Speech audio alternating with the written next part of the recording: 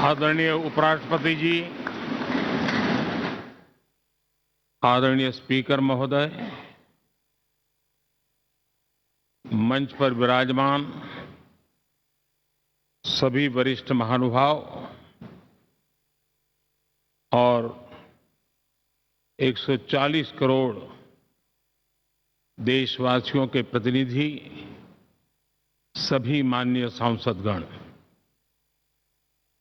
आपको और देशवासियों को गणेश चतुर्थी की अनेक अनेक शुभकामनाएं।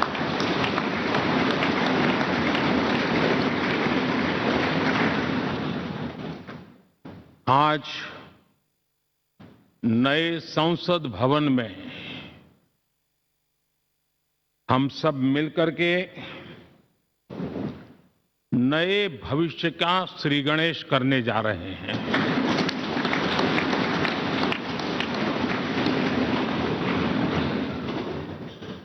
आज हम यहां विकसित भारत का संकल्प दोहराना, फिर एक बार संकल्पबद्ध होना और उसको परिपूर्ण करने के लिए जी जान से जुटने के इरादे से नए भवन की तरफ प्रस्थान कर रहे हैं।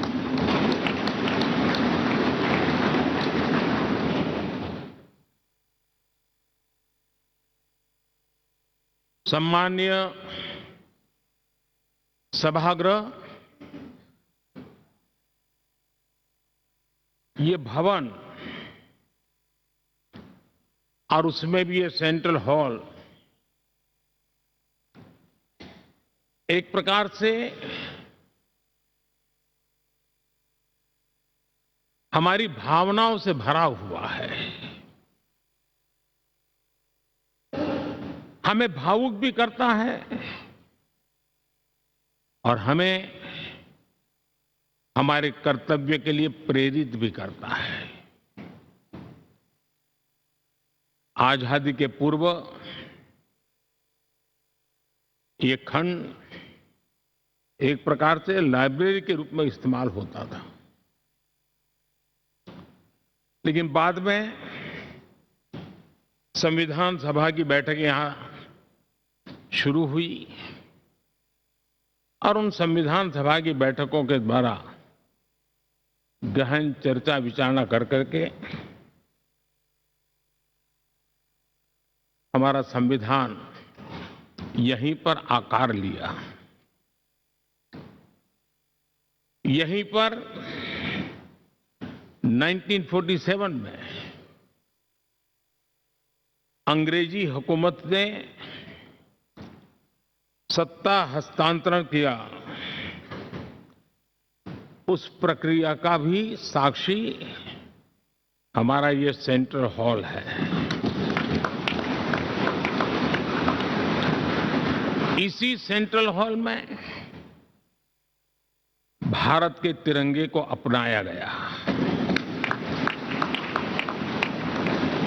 हमारे राष्ट्रगान को अपनाया गया और ऐतिहासिक अवसरों पर आजादी के बाद भी सभी सरकारों के दरमियान अनेक अवसर आए जब दोनों सदनों ने मिलकर के यहां पर भारत के भाग्य को गढ़ने के पर विचार किया, सहमति बनाई और निर्णय भी किए। 1952 के बाद दुनिया के करीब 41 राष्ट्राध्यक्षों ने इस सेंट्रल हॉल में हमारे सभी माननीय सांसदों को संबोधित किया है।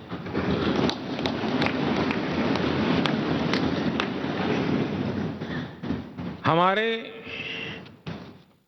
राष्ट्रपति महोदयों के द्वारा 86 बार यहां संबोधन किया गया है।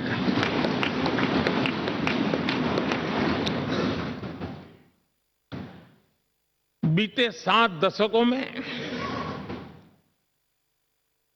जो भी साथी इन जिम्मेवारियों से गुजरे हैं, जिम्मेवारियों को संभाली है, अनेक कानूनों, अनेक संशोधन और अनेक सुधारों का हिस्सा रहे हैं।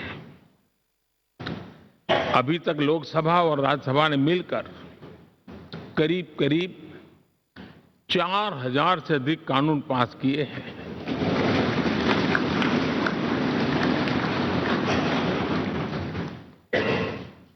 और कभी जरूरत पड़ी तो ज्वाइंट सेशन के माध्यम से भी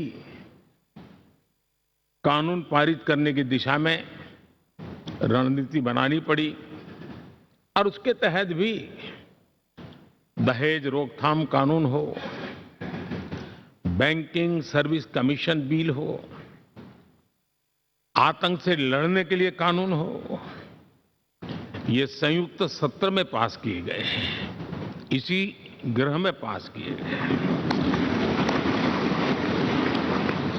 इसी संसद में मुस्लिम बहन बेटियों को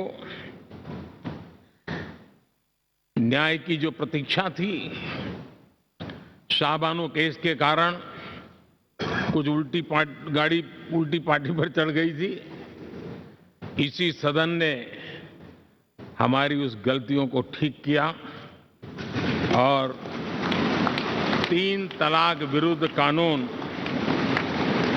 हम सब ने मिलकर के पारित किया। संसद ने बीते वर्षों में ट्रांसजेंडर को न्याय देने वाले कानूनों का भी निर्माण किया। इसके माध्यम से हम ट्रांसजेंडर के प्रति सद्भाव और सम्मान के भाव के साथ उनको नौकरी, शिक्षा, स्वास्थ्य, बाकी जो सुविधाएं हैं, एक गरिमा के साथ प्राप्त कर सके, इसकी दिशा में हम आगे बढ़े। हम सभी ने मिलकर हमारे दिव्यांग जनों के लिए भी उनकी जरूरतों को देखते हुए, उनके एस्पिरेशंस को देखते हुए ऐसे कानूनों का निर्माण किया जो उनके लिए उज्जवल भविष्य की गारंटी बन रहे हैं। आर्टिकल 370 हटाने से लेकर वो विषय ऐसा रहा जो शायद ही कोई दशक ऐसा होगा कि चर्चा न हुई हो, चिंता न हुई हो और मांग न हुई हो। आक्रोश भी व्यक्त हुआ, सभागृह में भी हुआ, सभागृह के बाहर भी हुआ, लेकिन हम सबका सौभाग्य है कि हमें सदन में आर्टिकल 370 से मुक्ति पाने का, अलगाववाद, आतंकवाद के खिलाफ लड़ाई लड़ने का एक बड़ा महत्वपूर्ण कदम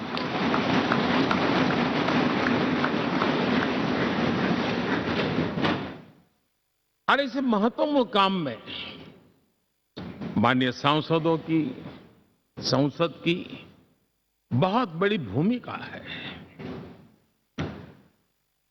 जम्मू कश्मीर में इसी सदन में निर्मित हुआ संविधान हमारे पूर्वजों ने दिया हुआ वो महामूल्य दस्तावेज जम्मू कश्मीर में लागू करते हैं तो इस मिट्टी को प्रणाम करने का मन करता है।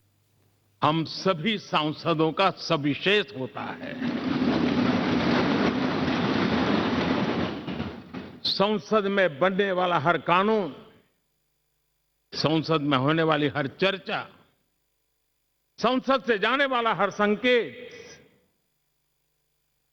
इंडियन एस्पिरेशन को बढ़ावा देने के लिए ही होना चाहिए। ये हम सबकी भावना भी है, कर्तव्य भी है और एक एक देशवासी की हमसे अपेक्षा भी है।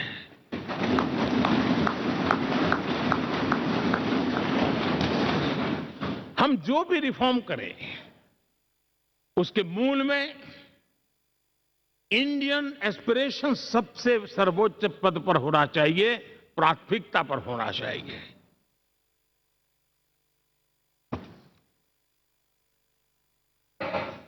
लेकिन मैं बहुत सोच समझ करके कहना चाहता हूं, क्या कभी छोटे कैनवास पर कोई बड़ा चित्र बना सकता है क्या?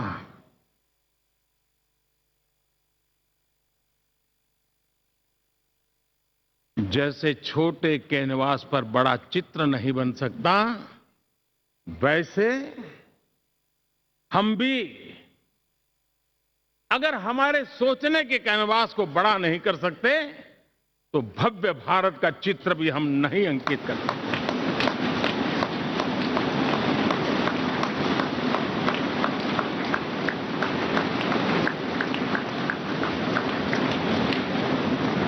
पचहत्तर साल का हमारे पास अनुभव है। हमारे पूर्वजों ने जो कुछ भी रास्ते बनाए, उससे हमने सीखा है। हमारे पास एक बहुत बड़ी विरासत है। इस विरासत के साथ अगर हमारे सपने, हमारे संकल्प जुड़ जाए, हमारा सोचने का दायरा बदल जाए, हमारा कैनवास बड़ा हो जाए, तो हम भी उस भव्य भारत के चित्र को अंकित कर सकते हैं, उस तस्वीर का खाका खींच सकते हैं, उसमें रंग भरने का काम हम भी कर सकते हैं और आने वाली पीढ़ी को वो भव्य दिव्य मां भारती के हम उनको सुपुर्द कर सकते हैं। दोस्तों, अमृतकाल के 25 वर्षों में भारत को अब बड़े कैनवास पर काम करना ही होगा। अब हमारे लिए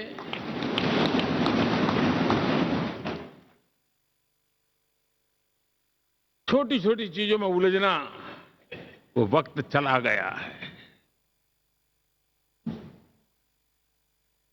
हमें आत्मनिर्भर भारत बनाने के लक्ष्य को सबसे पहले परिपूर्ण करना चाहिए, और हमसे शुरुआत होती है, हर नागरिक से शुरुआत होती है।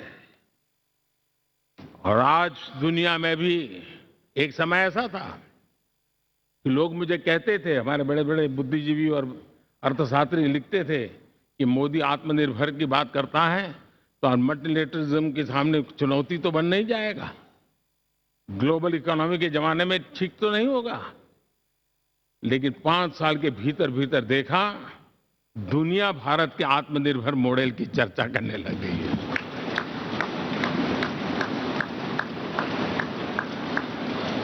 और कौन हिंदुस्तानी नहीं चाहेगा कि डिफेंस सेक्टर में आत्मनिर्भर हो, एनर्जी सेक्टर में हम आत्मनिर्भर हो, एडिबल ऑयल, क्या इस देश को आत्मनिर्भर नहीं होना चाहिए? कृषि प्रधान देश हम कहते हैं, खाने का तेल क्या अब देश बाहर से लाएगा? बहुत समय की मांग है कि हमें आत्मनिर्भर भारत को संकल्प को पूरा करना, ये हम सबका दायित्व है। उसमें दल आड़े नहीं आते हैं, सिर्फ दिल चाहिए, देश के लिए चाहिए।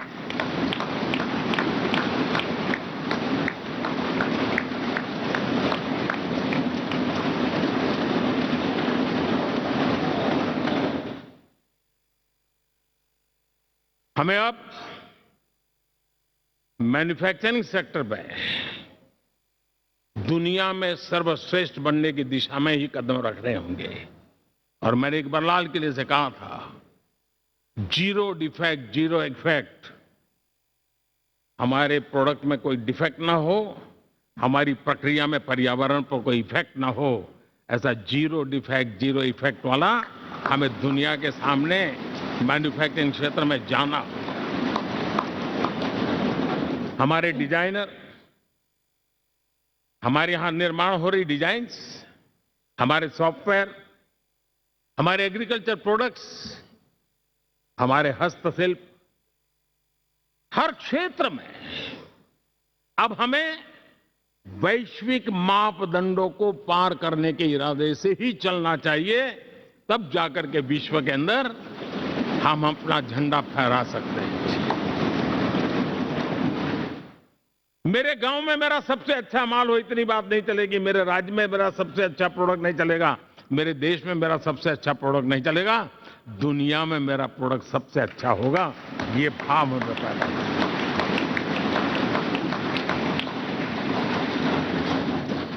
हमारी यूनिवर्सिटीज दुनिया के अंदर टॉप रैंकिंग में आए, अब इसमें हमें पीछे नहीं रहना है। हमारे शिक्षा जगत को नई नेशनल एजुकेशन पॉलिसी मिली है, एक खुलापन है, सर्व स्वीकृत बनी है, उसके सहारे अब हमें चल पड़ना है। और दुनिया के टॉप मोस्ट यूनिवर्सिटीज में अभी जब G20 में विश्व के मेहमान आए तो मैंने नालंदा की एक तस्वीर रखी थी वहां, और जब मैं दुनिया को कहता था 1500 साल पहले मेरे देश में दुनिया की उत्तम से उत्तम यूनिवर्सिटी हुआ करती थी, तो उन सुनते ही रह जाते थे। लेकिन हमें उसे प्रेरणा लेनी है, पर प्राप्त तो अभी करके रहना है, ये हमारा संकल्प होना है। आज हमारे देश का नौजवान खेल जगत के अंदर दुनिया में हमारी पहचान बना रहा है। टियर 2, टियर 3 सिटी से, गांव, गरीब परिवारों से, गांव से देश के नौजवान, देश की बेटे बेटियां आज खेलकूद के जगत जीवन में हमारा नाम रोशन कर रही है। लेकिन देश चाहता है और देश का संकल्प होना चाहिए कि अब खेलकूद के हर पोडियम पे हमारा तिरंगा भी लहराता होगा।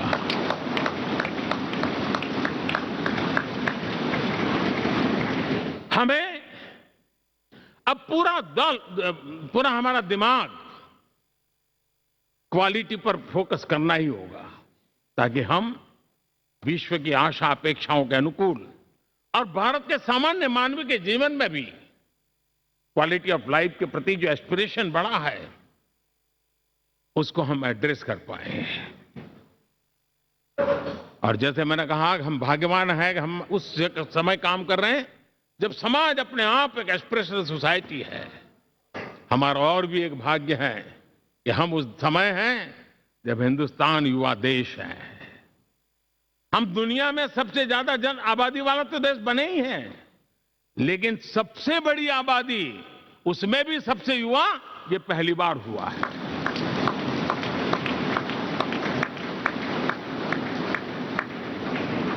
जिस देश के पास ये युवा शक्ति हो, युवा सामर्थ्य हो, तब हमें उसकी टैलेंट पे भरोसा है, हमें उसकी संकल्प शक्ति पे भरोसा है, उसकी साहस में हमें भरोसा है। और इसलिए हम चाहते हैं कि दुनिया में भारत का युवा अग्रिम पंक्ति में नजर आना चाहिए, वो स्थिति पैदा होनी चाहिए। आज पूरी दुनिया को स्किल मैन पावर की बहुत बड़ी जरूरत है, और भारत विश्व की इस आवश्यकता की पूर्ति के लिए अपने आप को सज्ज कर सकता है और उन आवश्यकताओं को पूरी कर करके दुनिया में अपनी एक जगह भी बना सकता है।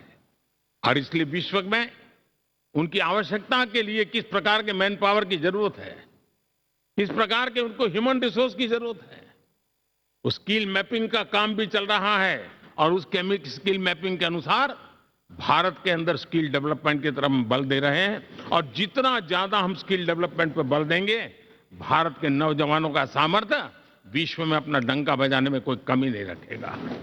और हिंदुस्तानी जहां गया है उसने अच्छाई की छाप छोड़ी है, कुछ कर गुजरने की छाप छोड़ी है। ये सामर्थ्य हमारे अंदर पहले से पड़ा हुआ है, और हमारे पहले जो लोग गए हैं उन्होंने इससे छवि भी बना के रखी हुई है।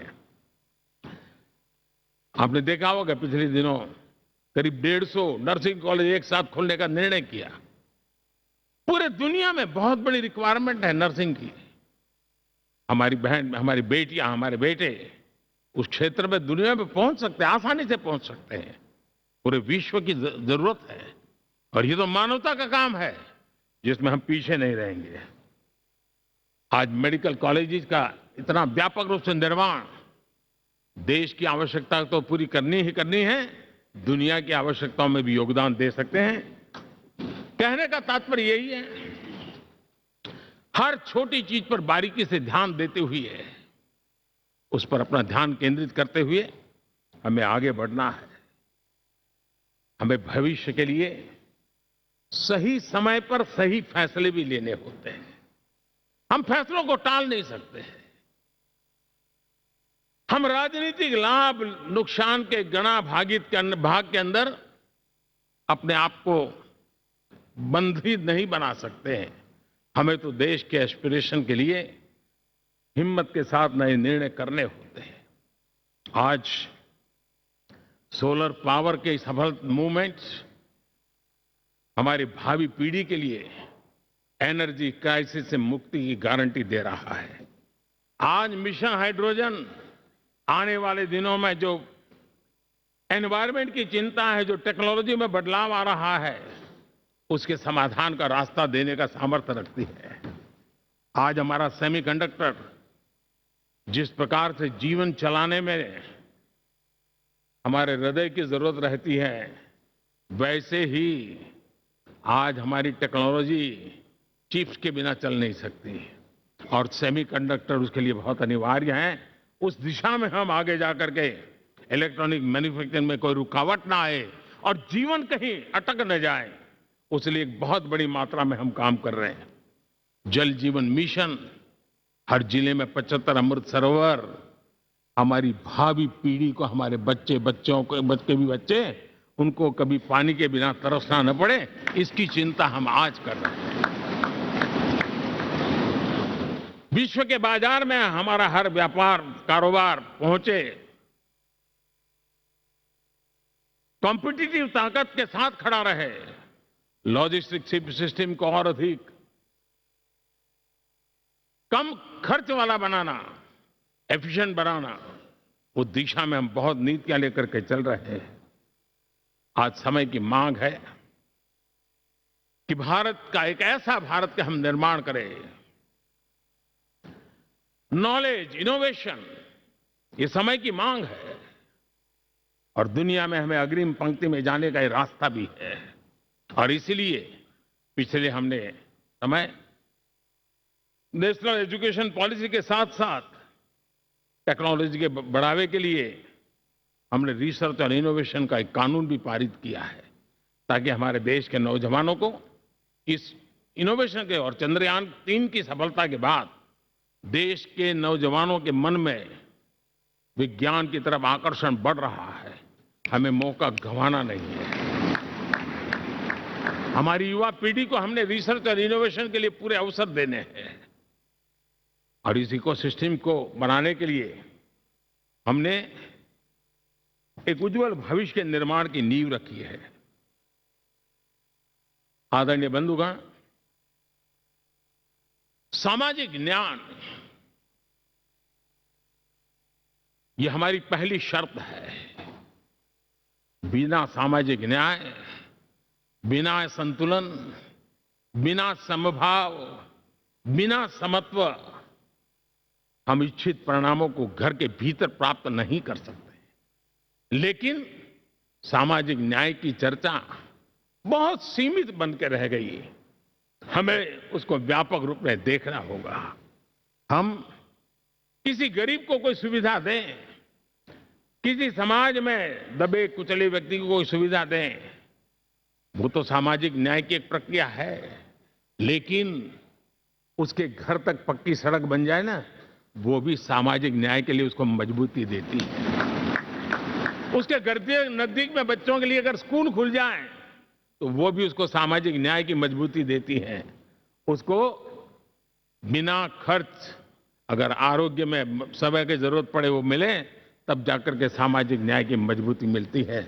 और इसलिए जिस प्रकार से समाज व्यवस्था में सामाजिक न्याय जरूरत है, वैध पर जा रहे हैं। और इस सफलता को देख करके सामाजिक न्याय की इस भावना को मजबूत करते हुए 100 डिस्ट्रिक्ट में से आगे बढ़ करके अब जमीनी स्तर पर ले जाने के लिए 500 ब्लॉक तक उनको एस्पिरेशनल डिस्ट्रिक्ट ब्लॉक के नाते आइडेंटिफाई करके उसको मजबूती करने देने का काम चल रहा है।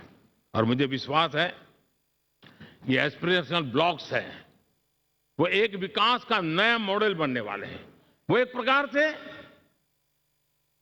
देश के विकास के एक नए ऊर्जा केंद्र बनने की संभावना रखते हैं और उस दिशा में भी हम आगे बढ़ रहे हैं। माननीय सांसदगण, आज विश्व की नजर भारत पर है। शीत युद्ध के समय हमारी पहचान कूटनिरपेक्ष देश के रूप में रही। उस समय की जो जरूरत थी, उसके जो लाभ होने थे, उस समय से हम गुजरे हैं। लेकिन अब भारत का स्थान कुछ और बना है और इसलिए उस समय कूटनिरपेक्ष की अवस्था आवश्यक होगी। आज हम उस नीति को लेकर के चल रहे हैं, जिस नीति को अगर हमें पहचानना है तो विश्व मित्र के रूप में हम आगे बढ़ रहे हैं। हम दुनिया से मित्रता कर रहे हैं, दुनिया हमारे में मित्र खोज रही है।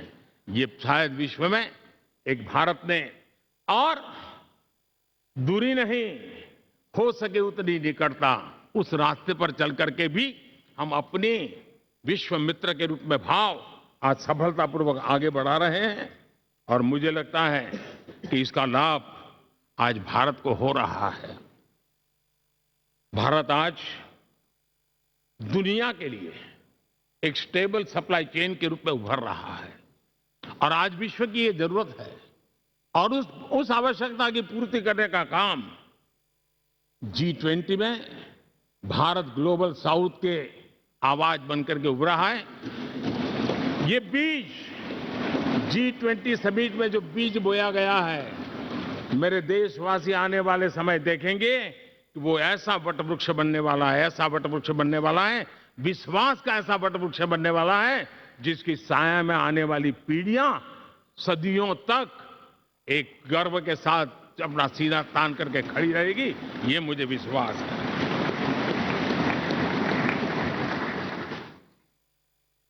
इस G20 में एक बहुत बड़ा काम हमने किया है, बायोफ्यूल अलायंस का। हम विश्व के नेतृत्व करते रहे, दिशा दे रहे हैं और विश्व को बायोफ्यूल अलायंस में दुनिया के सभी देश देखते ही देखते उसकी सदस्यता ले रहे थे और एक बहुत बड़ा आंदोलन खड़ा होने जा रहा है और जिसका नेतृत्व ये हमारा भारत कर रहा है। छोटे छोटे महाद्वीप, उनके साथ भी आर्थिक कॉरिडोर बनाने की दिशा में हमने बड़ी मजबूती के साथ कदम उठाए हैं। आदरणीय बंधुगण, आदरणीय उपराष्ट्रपति जी, आदरणीय स्पीकर महोदय, आज हम यहां से विदाई लेकर के नए भवन में जा रहे हैं, संसद के नए भवन में बैठने वाले हैं और ये शुभ है, गणेश चतुर्थी के दिन बैठ रहे हैं।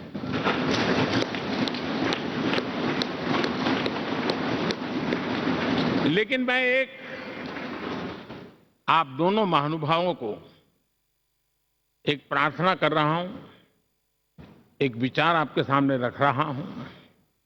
मैं आशा करता हूं कि आप दोनों मिलकर के उस विचार पर जहां भी जरूरत पड़े मंथन करके कुछ निर्णय अवश्य कीजिए। और मेरी प्रार्थना है, मेरा सुझाव है कि अब हम जब नए सदन में जा रहे हैं तब इसकी गरिमा कभी भी कम नहीं होनी चाहिए।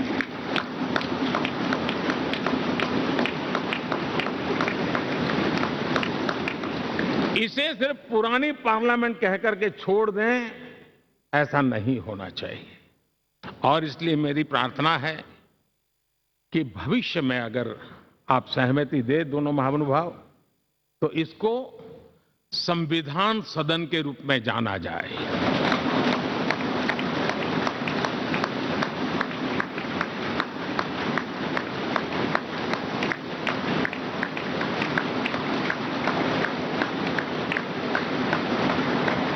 ताकि ये हमेशा हमारे रक्षा के लिए हमारी जीवन प्रेरणा बनी रहेगी। और जब संविधान सदन कहेंगे तब उन महापुरुषों का याद भी उसके साथ जुड़ जाएगी जो कभी संविधान सभा में यहाँ बैठा करते थे, गणमान्य महापुरुष बैठा करते थे। और इसलिए भावी पीढ़ी को ये तोहफा भी देने का अवसर हमें जाने नहीं देना चाहिए। मैं फिर एक बार इस पवित्र भूमि को प्रणाम करता हूं। यहां पर जो तपस्या हुई है, जन कल्याण के लिए संकल्प हुए हैं, इसको परिपूर्ण करने के लिए 7 दशक से भी अधिक समय से जो पुरुषार्थ हुआ है, उन सबको प्रणाम करते हुए मैं मेरी वाणी को विराम देता हूं और नए सदन के लिए आप सबको शुभकामनाएं देता हूं। बहुत बहुत धन्यवाद।